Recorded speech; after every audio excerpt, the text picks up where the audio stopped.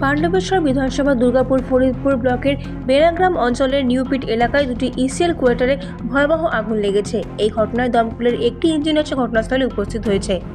সূত্র মারফত জানা গিয়েছে, এখন অবধি হতাহতের কোনো খবর পাওয়া যায়নি, তবে আগুন লাগার প্রকৃত কারণ তদন্ত করে দেখা হচ্ছে। ঘটনাটা অজানা ঘটনা। এখানে ভিতরে প্রচুর টায়ার ছিল, ট্রাকের টায়ার। ওই টায়ার থেকে কোনো আগুন ধরে যায়, সেটা বিভীষিকার রূপ নিয়েছে। একদম সবাই ফ্যামিলি নিয়ে বাস করে, ত্রিপূর্ণ এলাকা। এটা আতঙ্ক, মানে মানুষ আতঙ্কে ভুগছে। বাচ্চা ছেলে আছে, সবাই টিভি ফ্রিজ সবই বাড়িতে আছে। সেসব আমরা সবাই মিলে বার করলাম। ব্যাটারি পুরনো टायर, प्रचुर ट्यूब, अच्छा प्रचुर परिमाणे আছে। मतलब हम लोग दुकान में थे, यहाँ नहीं थे, फिर बगल में जाके बोला कि वहाँ आग लग गया। हम लोग आए दौड़ के तो देखे बहुत ज़्यादा जल रहा था, हमें कुछ नहीं था।